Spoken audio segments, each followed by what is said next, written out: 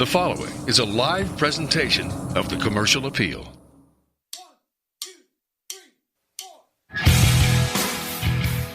Game week is finally here, and I can tell you there's an unbelievable amount of excitement around our program.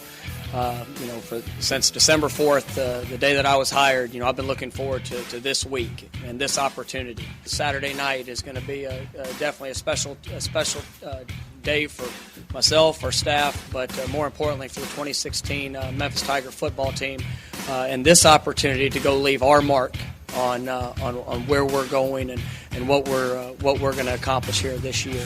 This is the Tiger Football Podcast with Tom Schad, Geoff, Calkins, and Phil Stukenborg. What's up, y'all? Game week, finally.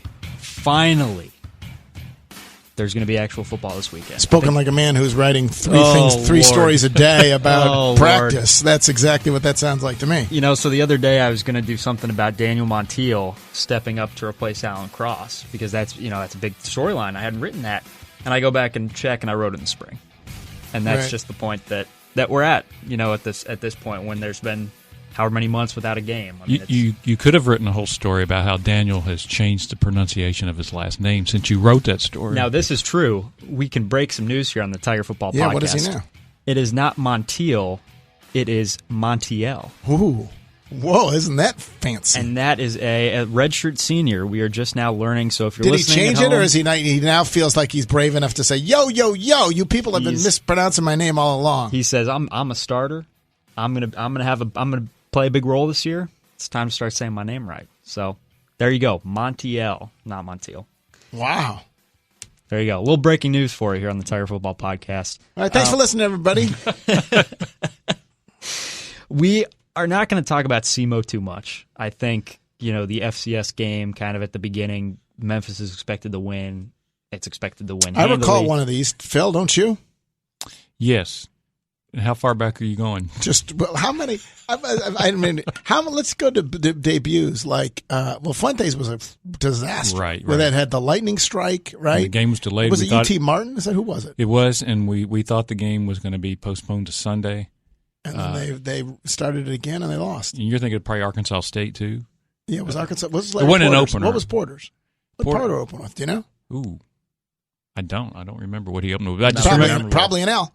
Odds are an L. It was an L. I know that for certain.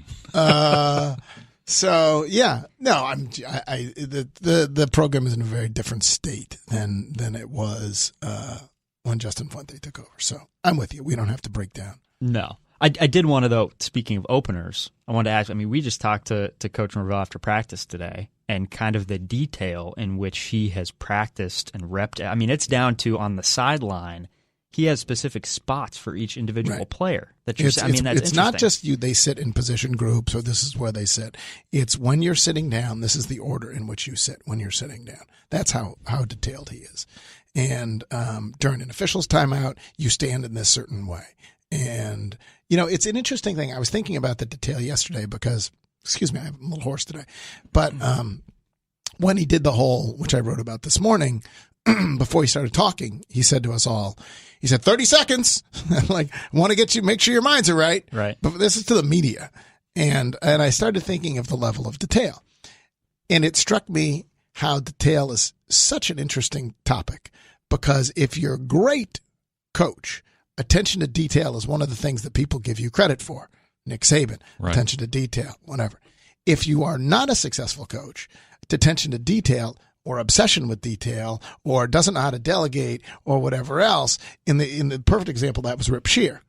Right. Josh Pastner, some of that too, but Rip Scheer was always he's too anal. He doesn't know how to and it literally is because if you are successful, your attention to detail will be applauded. If you're not successful, it'll be concerned with being in the weeds. It'll be interpreted as being in the weeds. And what a huge setback that was for Larry Porter getting started. The lack of that attention to detail. There were times, we know the famous one is the first game and the two illegal procedure calls to start the game that everyone talked about. But the other was when he had practices, what a difference that he had assistant coaches that did not know what the schedule was for that day 10 minutes before they began practice. And you knew Right. He didn't stand a chance at that point. Right. So this is a. But I think that is an interesting point because that, as a head coach, and that's something that when guys, and I'm not talking specifically about Norvell here, but just generally when you step into that bigger role, you do have to look at things on more of a macro level, and you can get bogged. I mean, I'm just thinking of coaches that I covered in D.C. who were kind of like that, where they were just so like there were coaches in D.C. at the college level who would pick out the type of Gatorade that they would have, like they were involved in that. And if you get so bogged down in that, it's funny how it works, though. It is funny how it works because I don't think anyone would say that Bill Belichick is not obsessed with detail. I think he is obsessed with detail, right? And is the most successful coach probably of our time. And yet, if for whatever reason, if you're not successful, it's considered obsessiveness, taking it too far, that kind of thing. So it'll be interesting to see. My point is this. Right now, we applaud his pace, we applaud his energy, we applaud his attention to detail, whatever else. You lose 4 games, and people are going to start saying, well, he's so obsessed with the detail. He's obsessed. I can just see it. He's obsessed with where they sit during a timeout rather than focusing on blah, blah, blah, right? I mean, so I'm impressed by it. And I think when you run that big an organization, I do think a level, as Phil points out, a level of attention to detail is absolutely critical.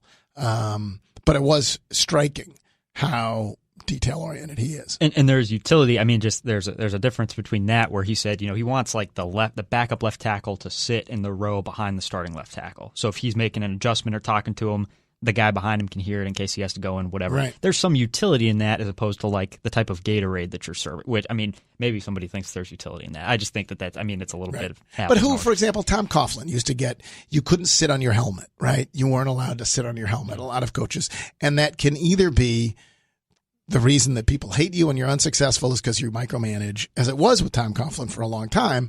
Then he starts winning a Super Bowl, and then then we applaud that same exact level of detail that Tom Coughlin, micromanager, implemented throughout his time with the Giants. Right. So Norvell's debut and that kind of storyline aside, I think the most interesting thing about this game is going to be the crowd. And I think, we could see, I don't know what the crowd was last year. I think it was 42, 43, something like that in the opener. And I was talking with somebody today at practice. There was excitement last year because you knew what you had. You knew that you had Fuente, you had Paxton Lynch, who was going to be great. There was excitement just because of what you knew, and this year there's excitement because of what you don't know. I mean, you don't know about the quarterback, you don't know about Norvell.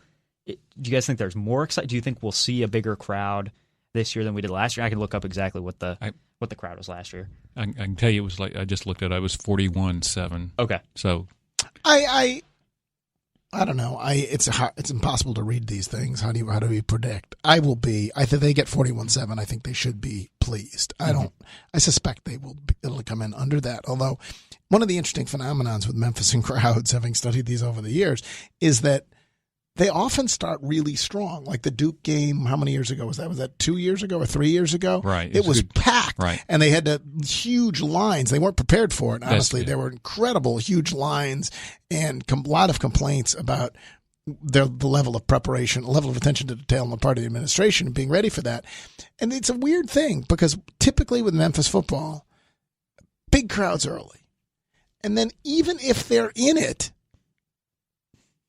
the crowds disappear late. Like, it is a weird thing. You can have, I don't know what it was at the end of last year, but certainly the year before when they had a very good season, I think the crowds at the end were 23 and it's as if either it gets cold or basketball starts or something happens. Or SEC football fans that live here buy tickets early just to see some football.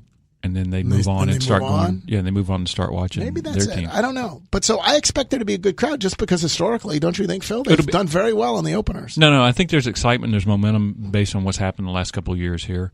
People are reading this more intently about what's going on with the new coach and new quarterback. I think the ticket sales have been pretty brisk to this point from what I'm hearing. Season ticket sales are approaching are around 17,000, which is Are they at 17?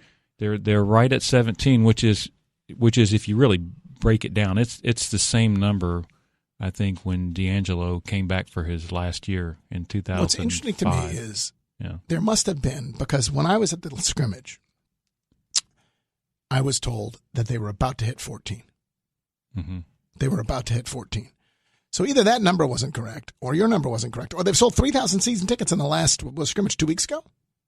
Yeah. Scrimmage was 2 weeks ago? Yeah. I mean, again, if you've driven by that, I've driven by There's a steady stream. It's a steady stream, and I think people are kind of, starting to feel, the last week they're getting ready. And I do think, Tom's ready for football because he's ready to start writing it. But I think everybody else, there's a feeling of, all the things that involve. And the other thing, to their immense credit, is Tiger Lane has become an attraction in its own right and a fun place to be, which was not always thus. It was the fairgrounds and whatever else. Now I think people can't wait to get back there on Tiger Lane, which I think helps. It's interesting what they've done with the Liberty Bowl, too, and all of the improvements that they made. I mean, we talk so much about the chairbacks, but they've done something. They've switched up the video board, I think, a little bit. They've improved the video board. They've got a new recruiting room, which I think is kind of gone under the radar a little bit. That could make a big difference. When they're hosting people, it's going to be up in the press box, I think.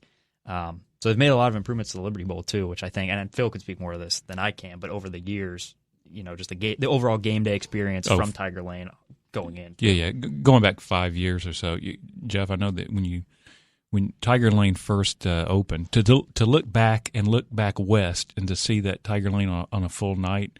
And all of a sudden, you had a college experience that you'd never had at the Liberty Bowl. And if they keep adding to that, and there's talk about adding to Tiger Lane, and they're going to improve some of the buildings around there, there's even more of an atmosphere. When I was there yesterday, there was someone who said that, and I don't know what this means. They said that the tan parking lot was sold out. Is that what do you know what the tan parking lot is? But in other words, these continue to sell out. So there seems to be a good rush of tickets. And those have sold out pretty consistently the last few years. Okay. I mean, people are getting used to being in the same spot and kind of creating a game day atmosphere like a Grove, which was the reason that kind of got going.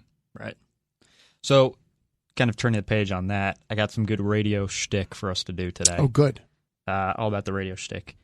We're going to do like a fill in the blank. Okay. So I'm going to give you guys some different categories for the 2016 season. We've broken down the schedule. We've gone game by game there. We've talked kind of more broadly. But we're going to just go and pick out some individual interesting things. And so I'm just going to say blank, y'all fill it in, and then I'll fill it in as well.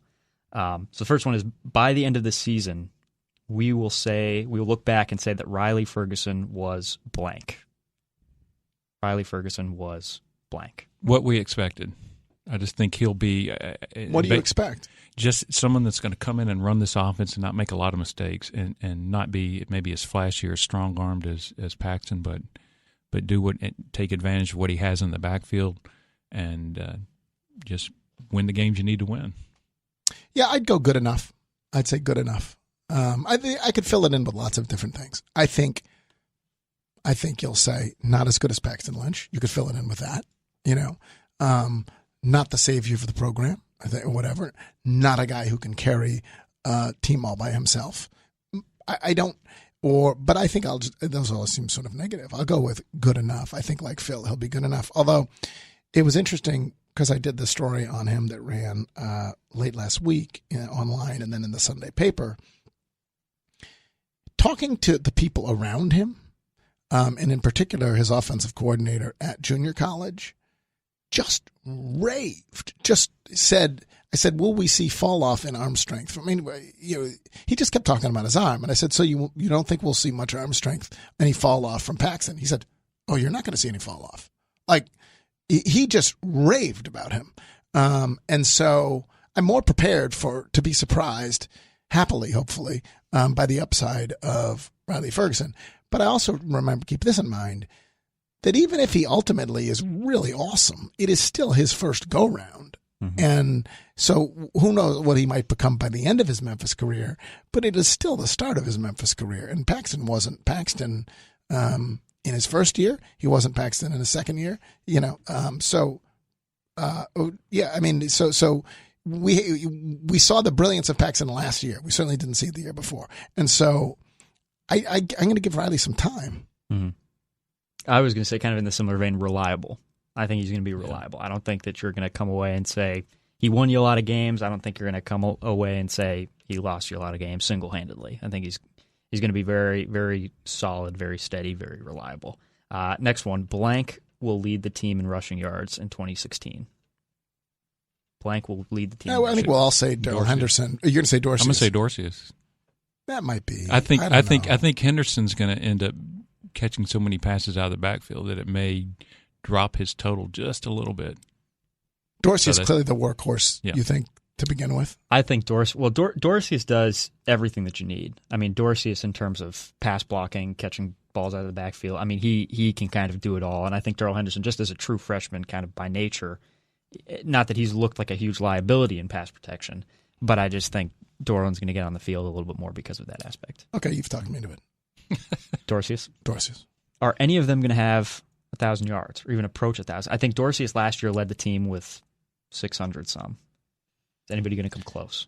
I don't think so, because I think the offense won't, it means a little bit different, but it's going to be, fundamentally the same. So I don't think your numbers are going to be that much greater for someone. I don't know if he's going to get that many more carries than he would had he been under Fuente.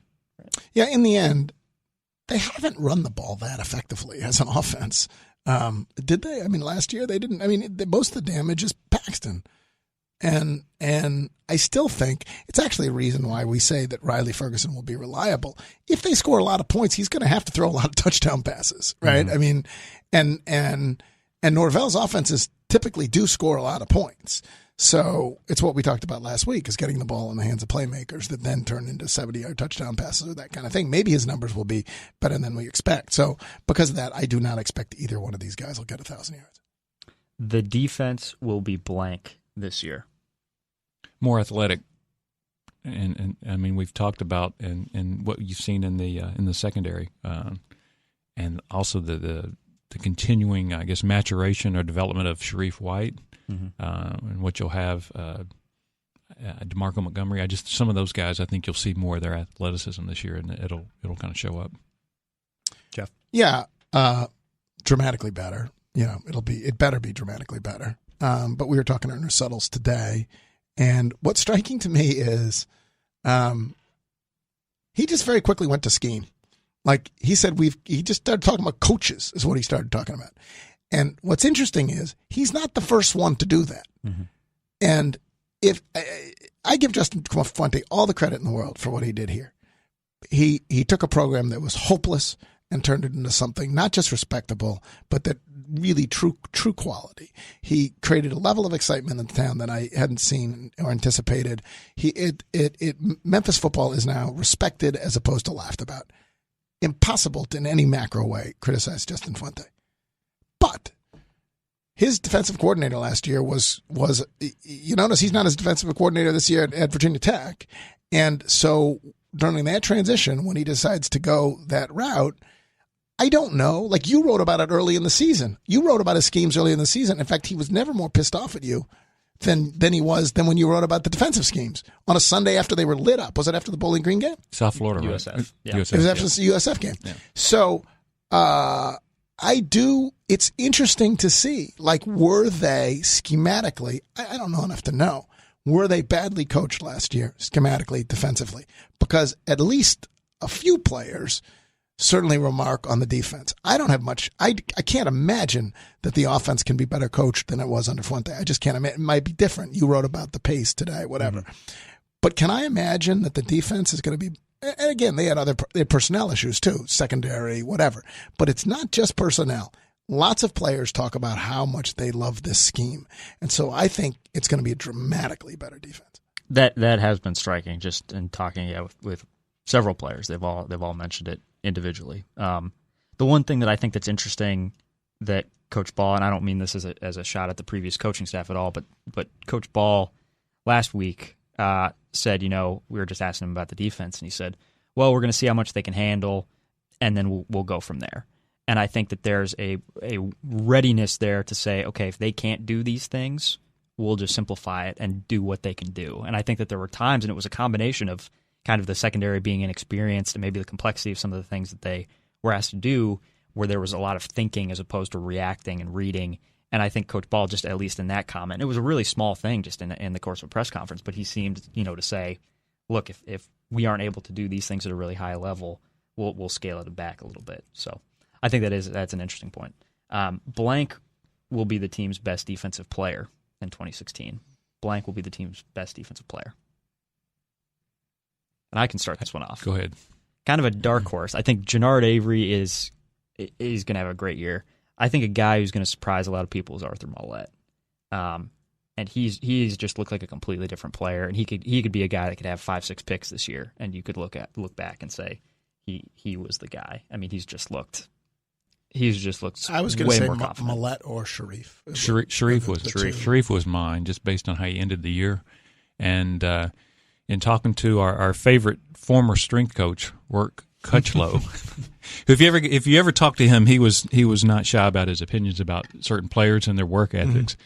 And he loved Sharif White's work ethic, and just kept talking about how he thought by the time he ended his career, he was going to be probably the best of the two that came out of the same program. And you always thought that Avery was going to be the guy, but he loved Sharif White and what he could do. Jake Elliott, and this is kind of an either or, blank win the Groza. So will or will not win the Luke Groza. I think that's really hard. I mean, because it comes down to a couple key kicks and what other people do and whatever. Like, he could easily have won it last year, but the Houston kick very clearly cost him, I think. It was a meaningful kick too. Like, it's interesting. He said I would have thought, because he said he thinks about it all the time, I would have thought he would say, I just wished I'd just pushed it a little more this way. And it's a hell of a life being a kicker, because he says, I would have kicked it the exact same way again. It just missed, like it just floated, whatever. So you tell me, is the Ole Miss game going to come down to a 54-yard kick that he then makes? Then he'll win, right? Whatever. But I'll take the field just because I think it's safer to take the field. I'll take the field. I would say no, he probably won't. It's kind of like the baseball closer that has, hey, he gives up the home run, just go back out there. I think he's got the right mindset to be in that position. So I expect him to be a finalist again. And he may have more opportunities this year, if the offense isn't getting into the end zone as much. And if you ask me this, will he or will he not be an NFL kicker? I will say yes, he will be an NFL kicker, because I think he's good enough. He's got a big leg. He's got the right mindset. He's great. I think the Groza is comes down to opportunities and one missed kick here or there. So I think he'll be great. I think he'll be an NFL kicker. I think he'll win the Special Teams Player of the Year award in the conference for the third straight year. Yeah, fourth straight year. Fourth straight. I think he's swept that award so far. So yeah, I would also take the field, but a lot of it, like you said, comes down to opportunity and how many kicks he's going to get. Okay, two more. Home attendance this year will be blank. And for your reference, in 2014, they averaged 33,851. Last year, it jumped to 43,802. Obviously skewed a little bit by Ole Miss, which was, Lord knows, 60,000 or something. But the home attendance this year was there a big game in the previous schedule? Do we know that? Was there, Phil? Was there a big game in the previous schedule at all? Certainly wasn't Tennessee. It wasn't Ole Miss. Not to the level of Ole Miss. It wasn't something like that. I'll say 35. I'll say without that big program, yeah, it's got to be in the 37 range, 37, 38.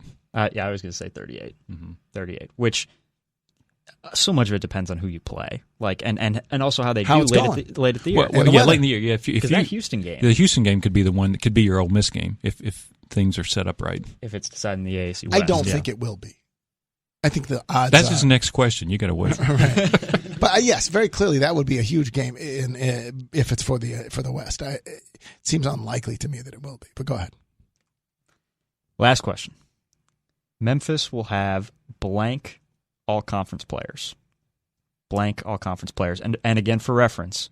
You're talking first team? First team. Last year they had 4. It's Taylor Fallon, Paxton, Jake Elliott, Spencer Smith. 2. You got to name them. Oh, no, you didn't say that. It's not in the blank. That wasn't in the blank. I'll say 3, with Jake Elliott being one of them. So, I think Sharif and Jake Elliott would be my 2, but I think that, Mollett could be, if he comes up with 5 picks, as you're saying, all of a sudden you're looking at Mollett could be. Darrell Henderson could be. Drew Kaiser. Let's say Drew Kaiser could be. Drew Kaiser's tremendous. He could be. Anthony Miller could be, right? And that depends on how good Riley is. Riley Ferguson could be. I don't think he will be. Unlikely. But I don't know we haven't seen this offense, but if you're talking first team, I think 2. I will go 3.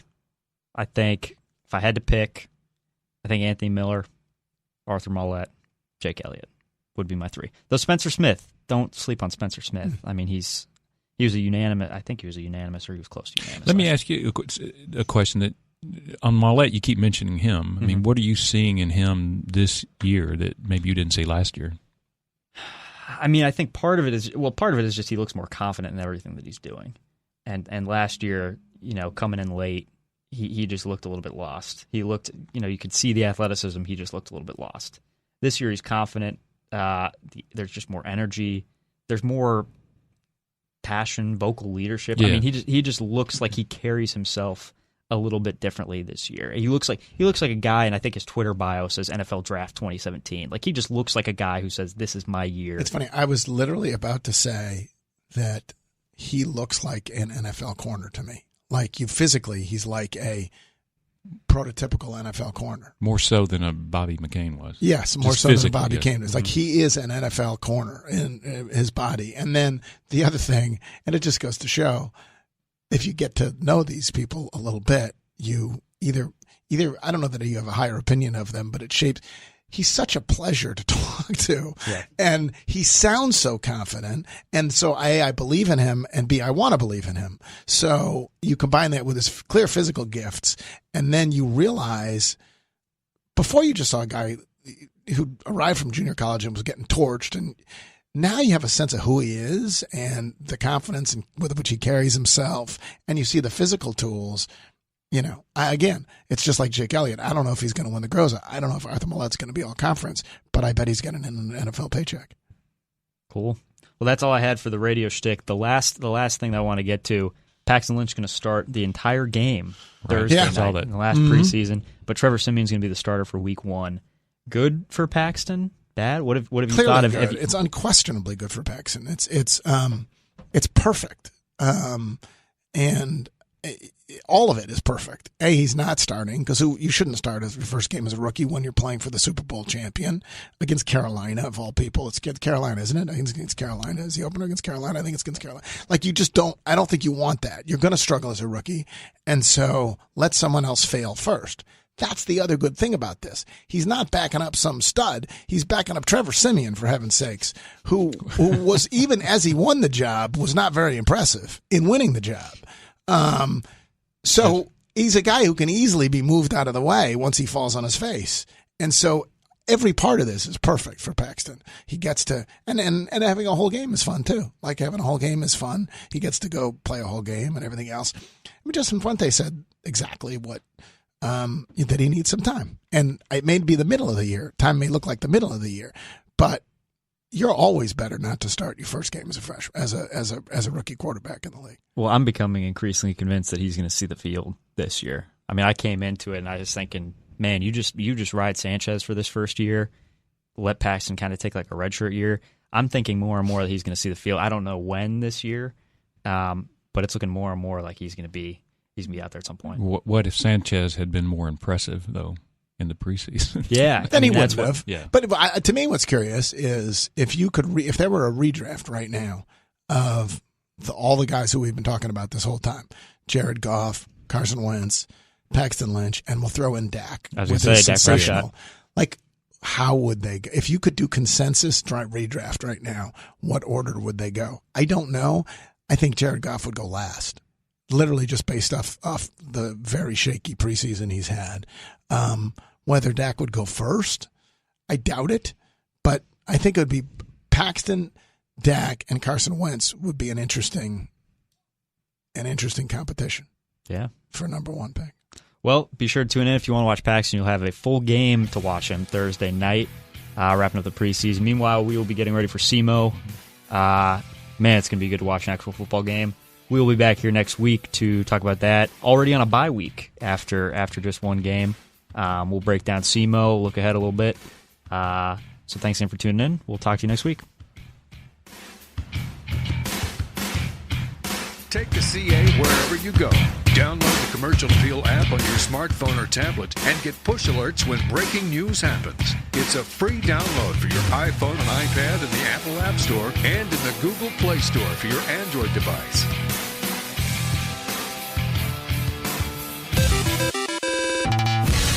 This is the Commercial Appeal.